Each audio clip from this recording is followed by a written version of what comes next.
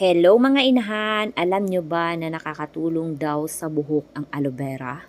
Kaya naman magtatanim ako ng napakaraming aloe vera ngayon. So ayan guys, nag-effort talaga ang inyong inahan. Bumili pa ako ng napakaraming mga paso. Kaya naman, ayan, simulan na ang pagtatanim. At bago pa ako magtatanim mga inahan, ayan, mayroon pang marites na dumaan. At syempre, nakipagmarites mo na ang inyong inahan. So ayan na nga, habang nagtatanim ang inyong inahan, kasama ko yung aking Jonakis. Kasi ay yung aking anak ayaw magpaiwan sa loob ng bahay.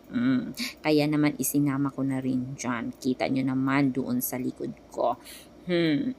Kasi ayaw magpaiwan. Ganyan talaga ang buhay ng isang inahan, di ba? Minsan tayong mga nanay wala tayong kalayaang lumabas, 'di ba? Kasi may mga security guard.